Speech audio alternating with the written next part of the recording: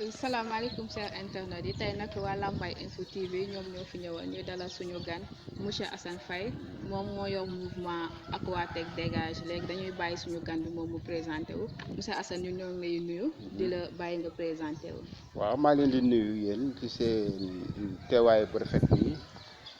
di leen xamal ne man la Assane Faye doon membre ci groupe Aquatech dégage.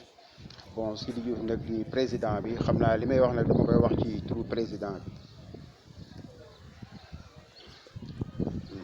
waaye kay monsieur Assane Faye waaw bu nga présenté woo ba pare ñun ñu xamoon yow yoroon nga fi bokkoon nga ci forage bi ñu ko yoroon. léegi yéen nan ngeen doon doxalee ba Aquatech ñëw.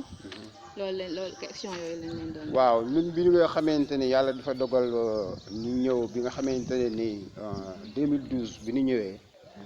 ñun dañoo yore woon forage bi. Ci condition yoo xamante ni nii vraiment yu normal la parce que bi ñu ñëwee dañu fekkoon forage bi am ay jafe-jafe yi mu amee woon mooy dañu ñëwoon fekk forage bi nit ñi duñu naan xaalis amul mais ñun bi ñu ñëwee yàlla dogal mu dugg ci suñu loxo ñu ànd ko ak équipe bi nga xamante ni moom laa àndaloon ñu doon ko liggéey bu rafet ba yàlla dogal ñu gagné fi ay millions yu bari. Wax dëgg yàlla bi Aquatech dikkee nag bon ci la ñu am nag ay jafe-jafe parce que ñoom bi ñu ñëwee parce que li ñu wax mooy gouvernement Sénégal moo ñëw pour jox leen forage mais bi ñu leen joxee forage yi yaakaar naa ne ay jafe-jafe rek la ñu andil jafe-jafe yi nga xamante ne moom la ñu andil nag mooy ñun bi ñu ko yoroon nañ xaalis nit ñaa ngi naan normal mais bi ñu ñëwee jël forage bi ci lañ commencé am ay jafe-jafe yi ñu am nag mooy nit ñi naanatuñu ñu ngi dem ci dëkk yeneen yi di wuti ndox takk ay sareet am ay jafe-jafe ba yàlla dogal nag ñoom nun ñu ñëw bi ñu ñëwee ñu ne comme ñii dañ leen a joxoon te liggéey bi ñu liggéey sellut bon ñëw nañ pour utiliser askan wi parce que ñoom bi ñu ñëwee joxuñu askan wi ndox mu doy leneen li ci dolliku ndox mi normalul parce que ñun dañ daan def chaque 2 mois 3 mois ñu laver cette eau bi raxas ko defar mu nekk ndox mu sell ñu mën koo jox askan ñoom nag bi ñu ñëwee toog nañ 2 ans yoo xamante ne nii bon yàlla dogal na ñoom amuñu dara loo xamante ni dañ ko def ci forage bi raxasuñu forage bi ñoom li ñu gëm daal mooy xaalis la ñuy wut bi ñu ñëwee bi nga xamante ni jafe-jafe yi doy na waar ba ñu gën a implanté wu ci biir bi ñu laajee conducteur bi moom dafa wax ne ñoom ñoo ko wax ne ko facture bi fexeel ba bu mu passé 500000 waaw ci biir 500000 yooyu kon ñoom dañuy téye forage bi kon parce que dañ koy tëj bon dëkk yi ci bokk nag boo xoolee 14 villages la parce que Lambaye ci la bokk ak yeneen 13 villages yoo xamante ne nii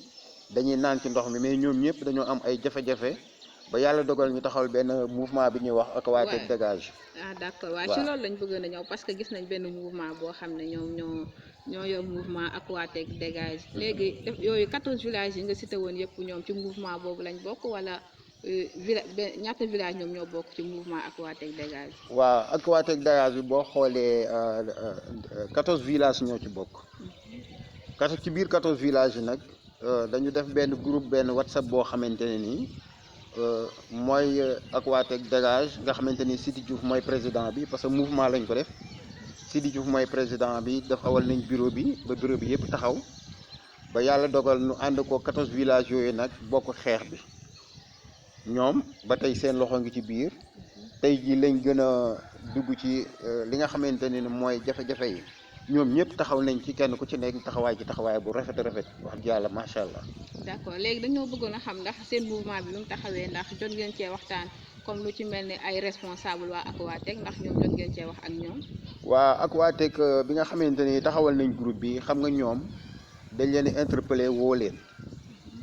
bi ñu ñëwee ñu def ak ñoom réunion xamal leen ne leen ndox mi ngeen yore woon nangu ko ci Lambaye ndox mi koor gi gépp kenn naanu xoolal weeru koor wi nga xamante ne nii ci la ñu nekkoon nga xamante ne nii ku ne xam ne ne weeru koor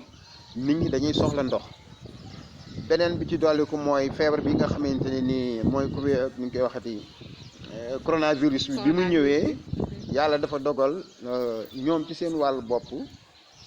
ñu téye ndox mi ba nga xamante ni parce que vraiment feebar bi ku ne xam ne set la laaj